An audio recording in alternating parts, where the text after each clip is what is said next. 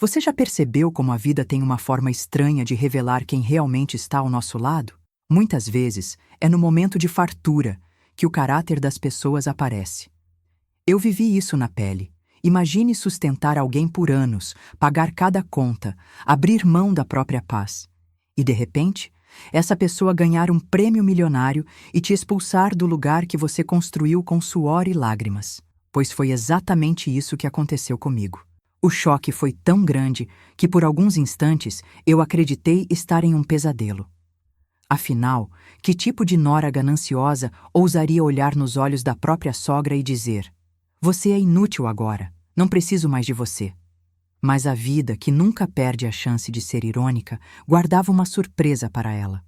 O bilhete premiado não estava no nome que ela imaginava. O que parecia o fim, a humilhação silenciosa, a expulsão de casa, a manipulação psicológica que me transformava em peso morto, na verdade, era o início de uma virada inesperada. Foi o momento em que percebi que ser boa demais, sem impor limites, só abre espaço para abusos emocionais.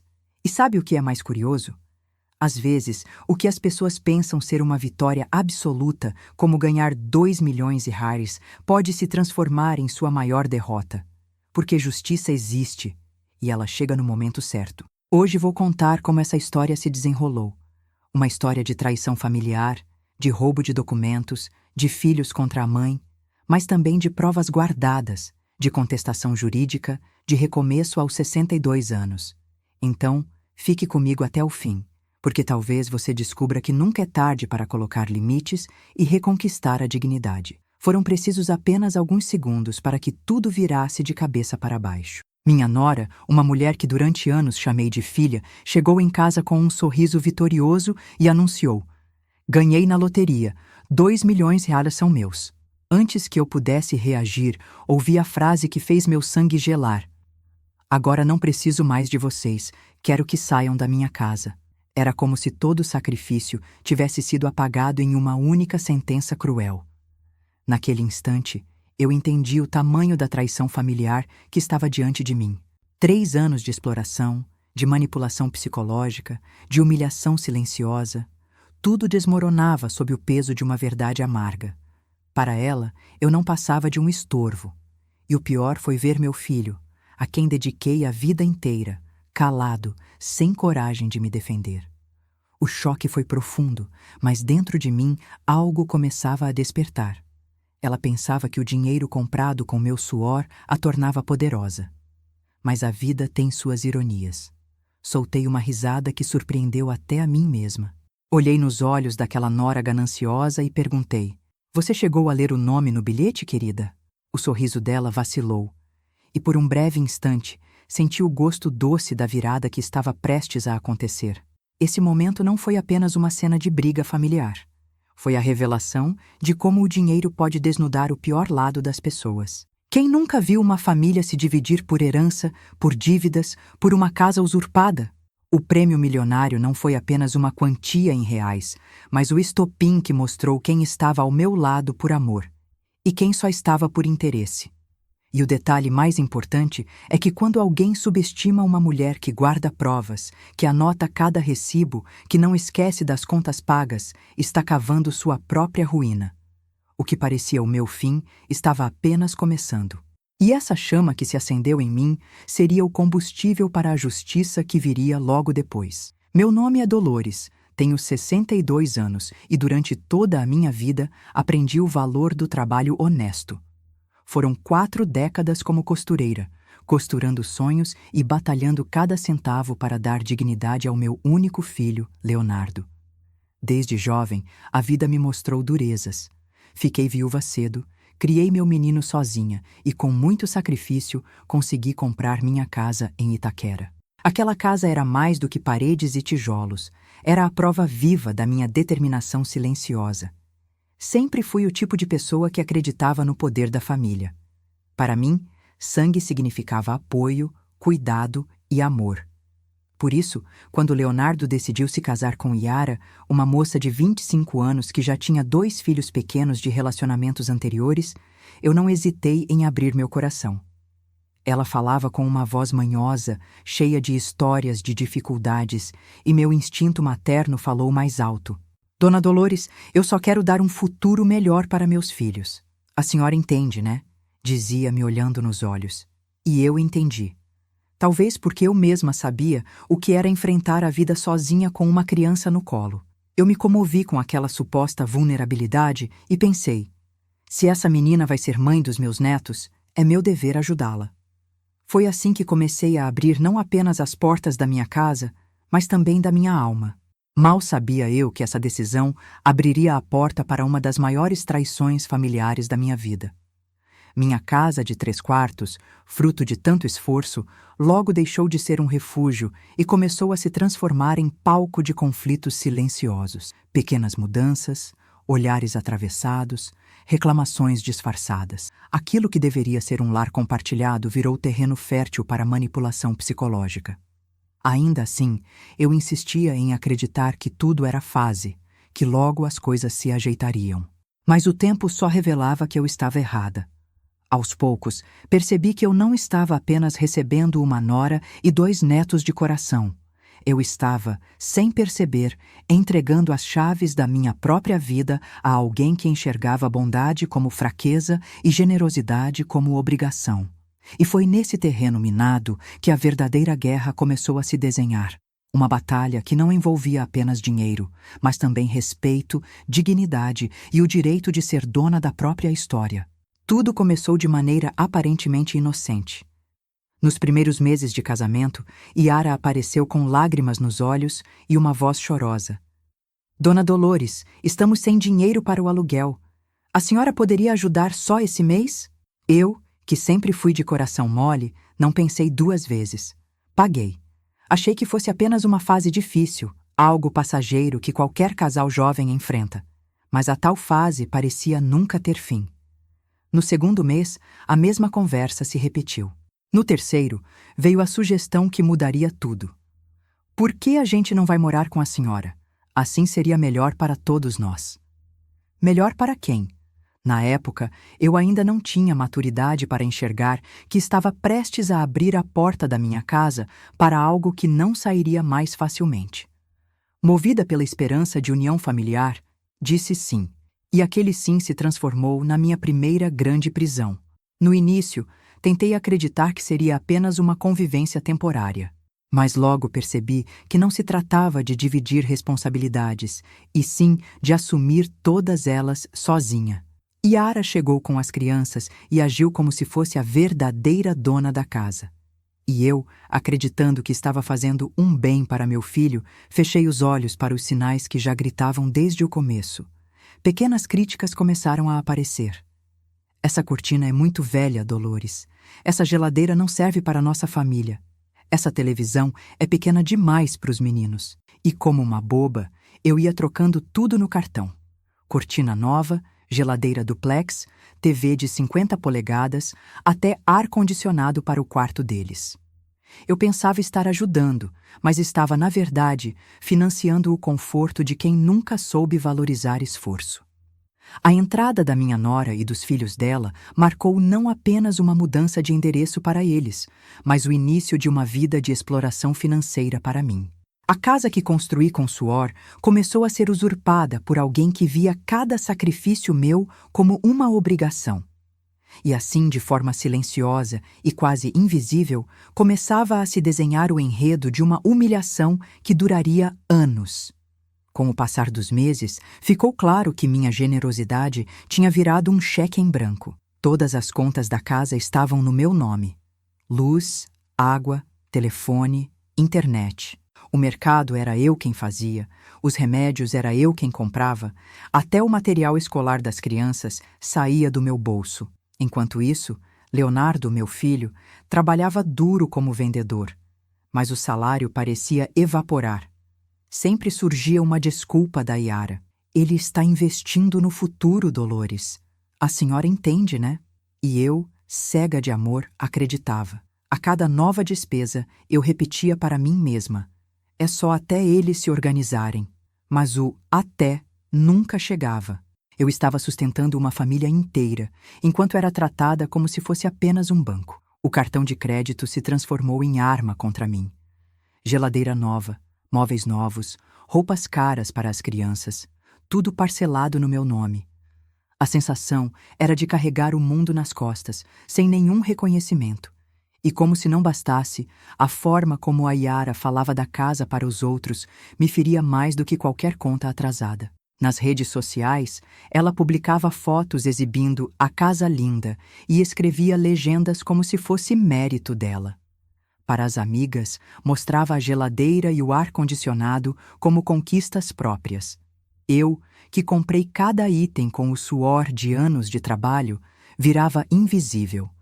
Era como se minhas mãos não existissem, como se minha história tivesse sido apagada. A pior parte era o silêncio do Leonardo. Meu filho, que cresceu me vendo batalhar, parecia hipnotizado pelas palavras doces e manipuladoras da esposa. Quando eu tentava conversar, lá estava Yara, se intrometendo. Leonardo, sua mãe está reclamando de novo. E ele, para evitar briga, se calava. Esse silêncio doía mais do que qualquer dívida, porque era o silêncio de quem deveria me defender. O acúmulo de exploração financeira me fez perceber uma verdade dura. Quando você abre mão de impor limites, o outro entende sua bondade como obrigação. E foi assim que, pouco a pouco, minha casa deixou de ser um lar de amor para virar um campo de batalha silenciosa, onde cada conta paga era mais uma derrota para minha dignidade. Com o tempo, a exploração financeira deixou de ser o único peso que eu carregava. Vieram as humilhações silenciosas, aquelas que ninguém vê de fora, mas que corroem por dentro. Yara começou a me tratar como se eu fosse empregada da casa. Eu levantava de madrugada para preparar café, fazia almoço para todos, lavava roupas, limpava a casa. Enquanto isso, ela dormia até o meio-dia, acordava, ligava a TV e passava horas no sofá como se fosse a rainha do lugar. A presença das amigas dela só piorava tudo. Elas vinham à tarde, sentavam-se na minha mesa, comiam da minha comida e riam às minhas custas. "Olha como a velha corre para servir a gente", uma delas disse uma vez, gargalhando. E Yara respondia debochada: "É questão de saber mandar. Sogra tem que saber o lugar dela." Eu mordia a língua para não explodir, mas por dentro sentia a dor invisível de ser tratada como peso morto na própria casa. O que mais me doía era ver o Leonardo mudando. Ele, que sempre foi carinhoso, começou a se afastar. Já não me abraçava, não perguntava como eu estava. Quando eu ficava doente, era Yara quem falava por ele. Leonardo está preocupado, mas não pode faltar ao trabalho. Aquele silêncio gelado me fazia sentir uma solidão forçada, como se eu fosse um fantasma circulando pelos cômodos que pagava. As crianças, que eu cuidava como netos, também acabaram sendo usadas como instrumento de manipulação psicológica. Eu trocava fraldas, ajudava no dever de casa, levava à escola, mas cresciam ouvindo a mãe dizer: "Quem manda aqui sou eu.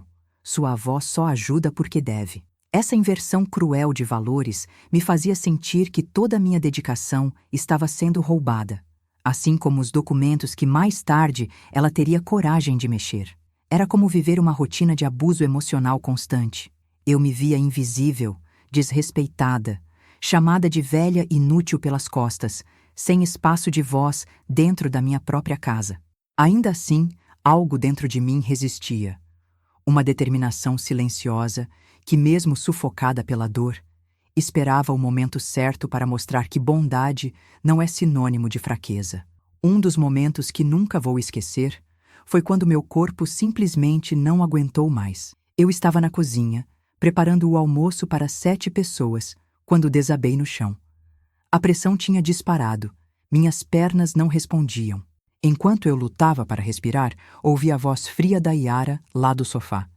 "Dolores, você vai ficar aí no chão ou vai terminar o almoço? O pessoal está com fome." Não houve compaixão, apenas desprezo. Foi meu filho quem me carregou até o pronto-socorro, mas até ali ouvi a sentença cruel: "A senhora está fazendo drama." Voltei para casa com uma receita médica clara: repouso imediato. Mostrei o papel a Yara, acreditando que finalmente ela teria um mínimo de empatia. Mas sabe o que ela fez? Rasgou o documento na minha frente e disse: "Médico fala isso para todo mundo. A senhora não tem cara de quem precisa descansar. Era mais do que desrespeito materno, era uma afronta direta à minha dignidade. Aquele gesto simbolizou o quanto eu era tratada como descartável. E não parou por aí.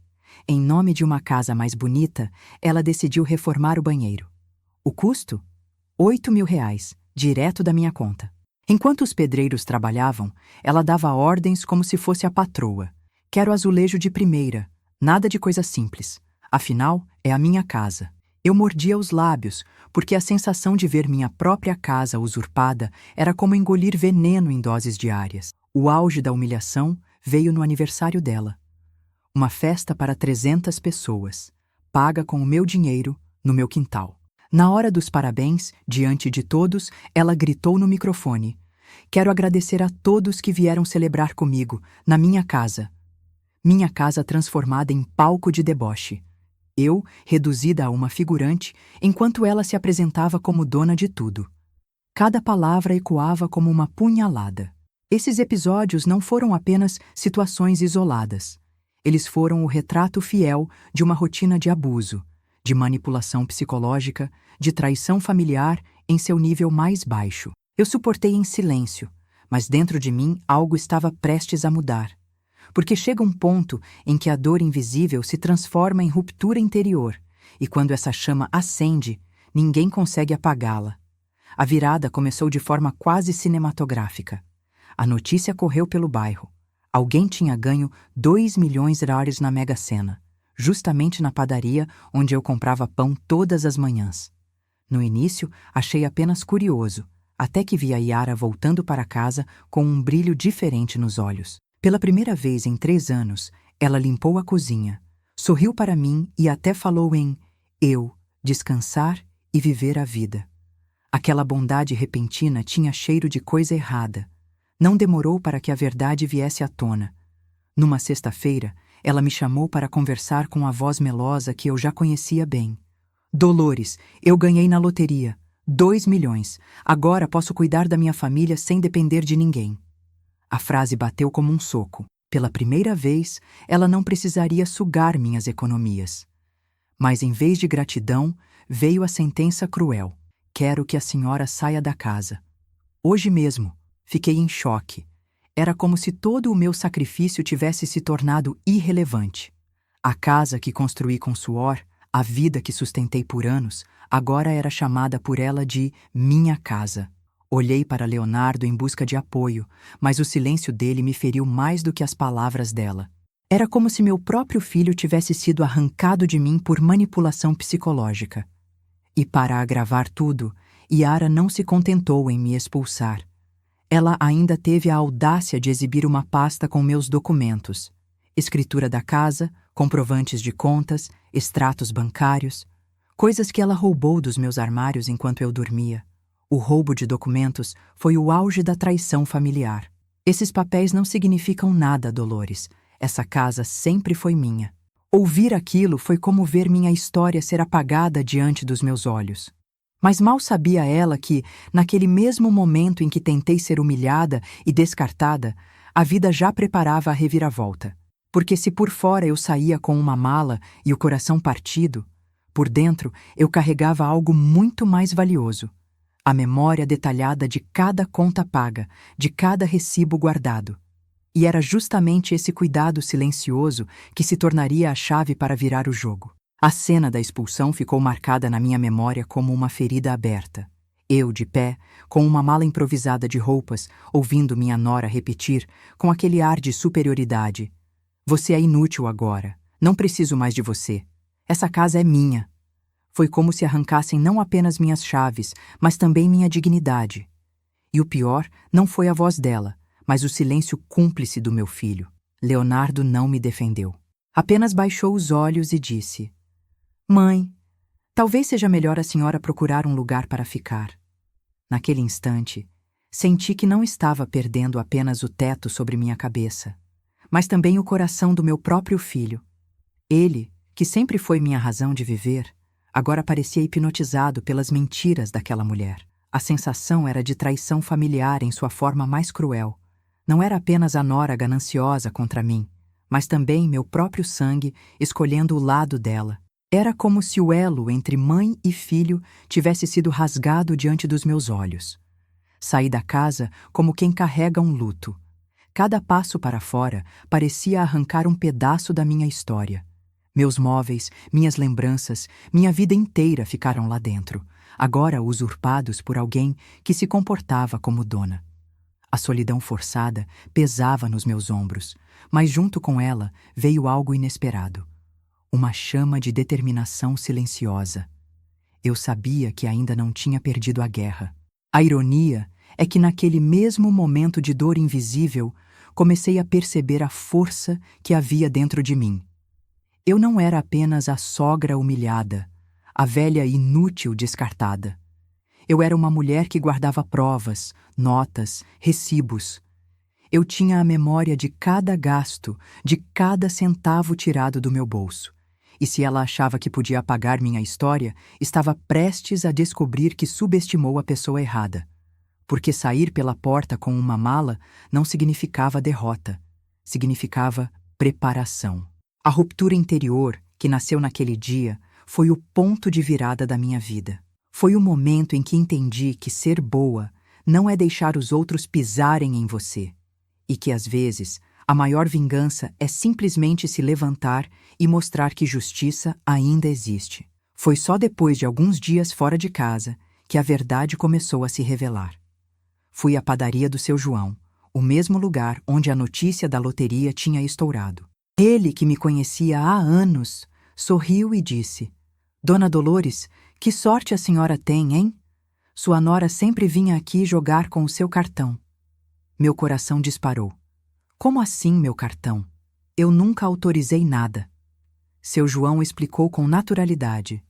Ela vinha toda sexta-feira, sempre apressada, dizia que a senhora deixava. E, para confirmar, trouxe as notas fiscais.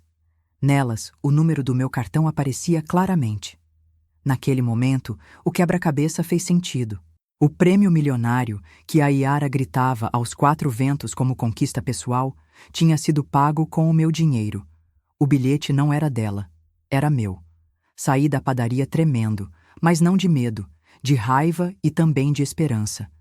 Pela primeira vez em muito tempo, senti que a justiça estava ao meu alcance.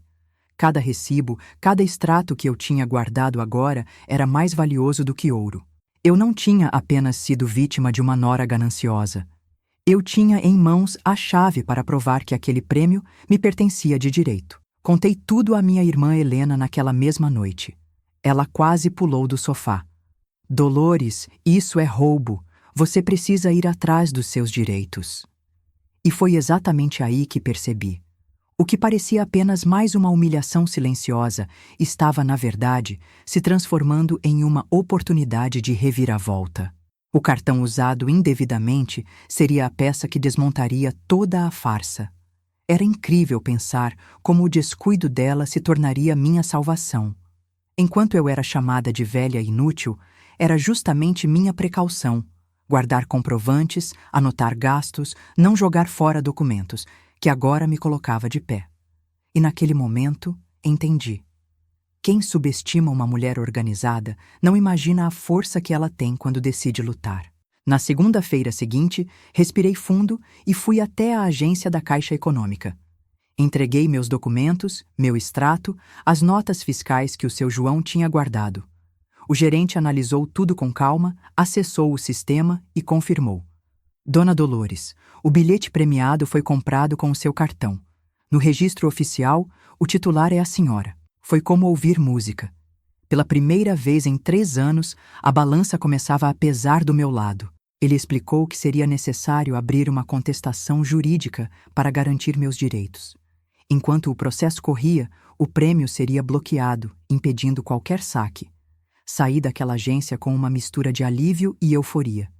Imaginava a cara da Yara, toda orgulhosa, quando descobrisse que seus 2 milhões estavam congelados. O dinheiro que ela já se via gastando em festas caras e roupas de grife agora estava fora do alcance. E, de fato, a notícia correu rápido. Uma vizinha, Dona Rosa, me ligou às pressas. "Dolores, sua nora está desesperada. Chegaram uns homens de terno lá em casa e ela anda chorando pelos cantos. Eu sorri sozinha. Era a justiça começando a agir. Aquela mesma mulher que me expulsou da casa com soberba agora sentia na pele o gosto amargo da impotência. Naquele momento, percebi o valor de cada prova guardada. Muitos me chamavam de exagerada por nunca jogar fora recibos, por anotar cada conta paga. Mas foi justamente essa precaução que virou meu escudo. As provas não eram apenas papéis, eram a memória do meu sacrifício, o testemunho silencioso de que eu não era uma velha inútil, mas sim a legítima proprietária da minha história. O bloqueio do prêmio foi só o primeiro passo. Eu sabia que ainda viria o confronto final, cara a cara, dentro da minha casa. Mas a diferença é que desta vez eu não entraria como vítima. Entraria armada de documentos, de coragem e principalmente da certeza de que a justiça estava do meu lado. O domingo amanheceu diferente. Me arrumei como quem vai para uma guerra, mas com a dignidade de uma rainha. Vesti minha melhor roupa, arrumei o cabelo, passei um batom firme, toquei a campainha da minha própria casa e quando a porta se abriu, vi a expressão de surpresa e incômodo no rosto da Yara. "O que você quer aqui, Dolores?" Ela disparou. Sorri com calma. "Vim buscar minhas coisas e trazer um presente para você." Ela deixou que eu entrasse, talvez por arrogância, acreditando que ainda tinha o controle. A sala estava cheia de fotos dela espalhadas pelas paredes, como se quisesse apagar qualquer vestígio meu. Leonardo estava sentado no sofá, abatido, com o olhar perdido. Eu respirei fundo, tirei um envelope da bolsa e entreguei a Yara. "Abre, vai gostar." Ela puxou o papel e, quando viu o comprovante da compra do bilhete com o número do meu cartão, ficou pálida. O silêncio foi cortado pela minha voz. "Esse é o erro que você não esperava, querida. Você pode ter segurado o bilhete, mas quem pagou fui eu. E no Brasil, o prêmio pertence ao titular do cartão." Leonardo se levantou, confuso, pedindo explicações. Eu, então, coloquei em cima da mesa uma pilha de extratos, notas fiscais e até o documento oficial da Caixa, confirmando que o bilhete estava registrado em meu nome. Não era mais uma disputa de palavras. Era fato. A cada papel que eu mostrava, o rosto dela se desfazia. Tentou negar, tentou chorar, tentou dizer que a sorte tinha sido dela. Mas era inútil. Meu filho, finalmente, começou a enxergar a verdade. A raiva dele explodiu. "Yara, você mentiu para mim esse tempo todo?" A máscara dela caiu de vez. Eu apenas observava, sentindo que anos de humilhação silenciosa se transformavam em justiça revelada diante dos meus olhos. Naquele momento, eu não precisava mais gritar ou me defender. Minhas provas falavam por mim. E a ironia maior era ver aquela nora gananciosa, que tanto me chamou de velha inútil, agora impotente diante da força dos meus papéis. Aquele confronto não foi apenas sobre dinheiro, foi sobre recuperar a minha voz, o meu respeito e mostrar que bondade não significa ser cega. Depois de apresentar as provas, tirei da bolsa meu último trunfo, uma ordem judicial de reintegração de posse. Coloquei o papel sobre a mesa com firmeza. "Aqui está, Yara. A justiça determinou que esta casa volte para a legítima proprietária, eu, e você tem 15 minutos para juntar suas coisas e sair." O silêncio que tomou a sala foi mais poderoso do que qualquer grito. Pela primeira vez, vi o medo real nos olhos dela. Ela tentou resistir. Chorou, implorou, disse que não tinha para onde ir com as crianças. Tentou usar o mesmo jogo de manipulação psicológica que sustentou por anos. Mas eu já não era a mesma. Olhei firme e respondi: "Quando você me expulsou, também não perguntou onde eu ficaria. Agora é sua vez de provar do próprio veneno." Leonardo, atônito, apenas segurava o papel nas mãos, como quem finalmente entendia a gravidade da situação. A cada minuto que passava, o desespero de Yara crescia. Tentou propor acordos, metade do prêmio, parte da casa, qualquer coisa para se agarrar ao poder que acreditava ter.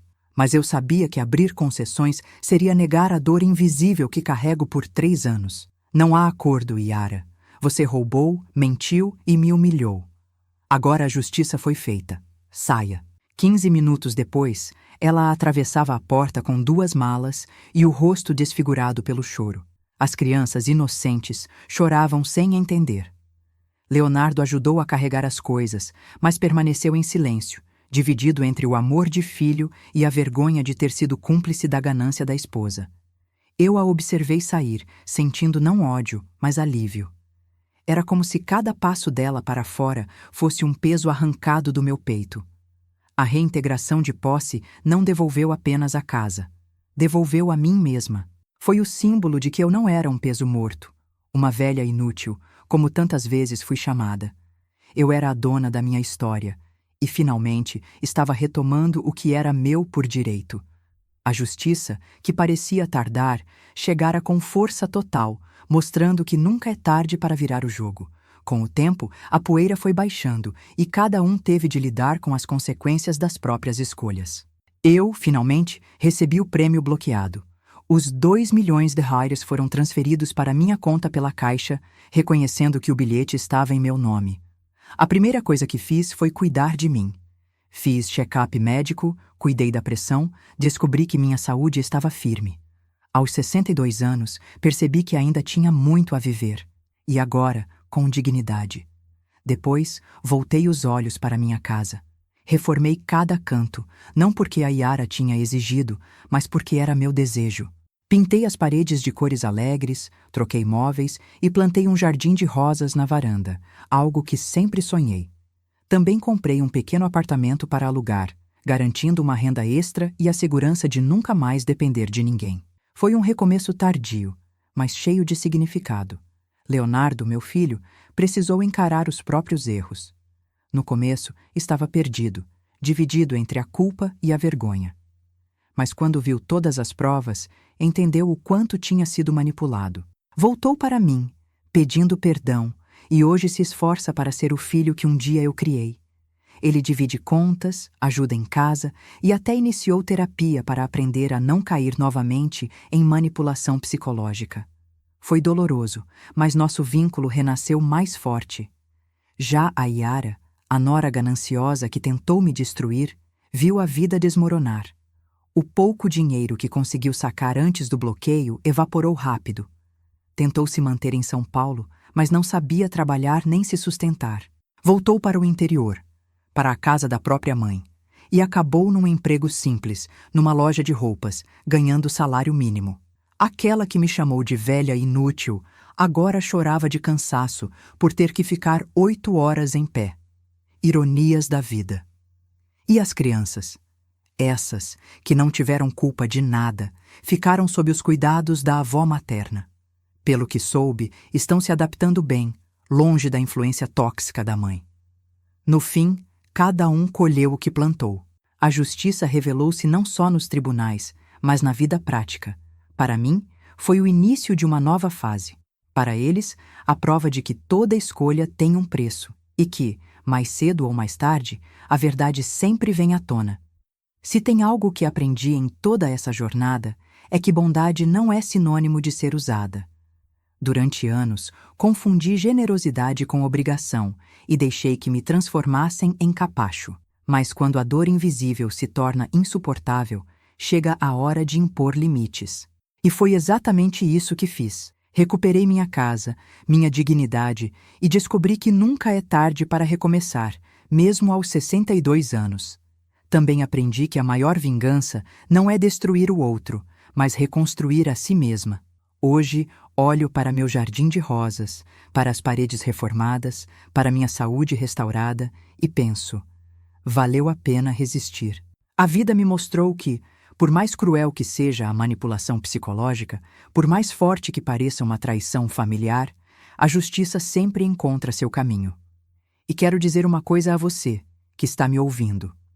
Não aceite ser tratado como peso morto. Não deixe que ninguém roube sua voz, seus sonhos ou o fruto do seu trabalho. Acredite, quando você se posiciona, até os que tentaram te humilhar são obrigados a reconhecer sua força. Porque ninguém pode usurpar o que é legitimamente seu.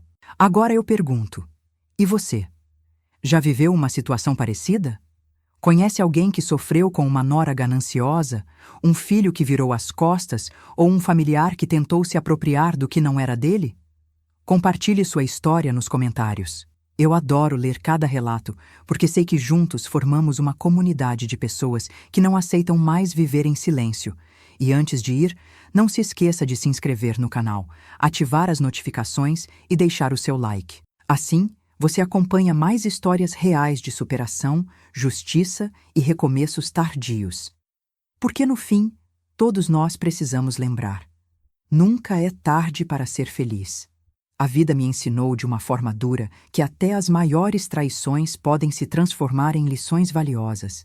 Fui expulsa da minha própria casa, chamada de inútil e descartada, como se meus anos de sacrifício não valessem nada. Mas no fundo, descobri que cada dor tinha um propósito: me preparar para levantar a cabeça e mostrar que dignidade não se vende, nem se compra com prêmio milionário. Hoje, ao olhar para trás, não sinto ódio nem arrependimento. Sinto orgulho. Orgulho de ter enfrentado a manipulação psicológica, de não ter deixado que o roubo de documentos ou a exploração financeira apagassem minha história. A justiça veio, não só nos tribunais, mas dentro de mim. Eu renasci. E essa é a maior vitória de todas. Quero que você leve uma reflexão com esta história. Até onde você está permitindo que invadam seus limites? Será que, em algum momento da vida, você também se calou diante de uma humilhação silenciosa? Pense nisso, porque assim como eu descobri aos 62 anos, nunca é tarde para dizer basta e começar de novo. E se essa história tocou o seu coração, se você se viu em alguma parte dela, eu te convido a agir. Não aceite menos do que você merece. Não permita que tratem sua bondade como fraqueza. Valorize sua trajetória, suas cicatrizes, seus sacrifícios. Eles são o que te tornam forte. Por fim, deixe nos comentários: o que você faria no meu lugar? Já viveu algo parecido ou conhece alguém que passou por uma injustiça assim? Compartilhe sua experiência, porque sua voz pode inspirar outras pessoas a também se levantarem. E não esqueça de se inscrever no canal e ativar as notificações para continuar acompanhando histórias que mostram que, por mais dura que seja a queda, sempre existe um recomeço possível.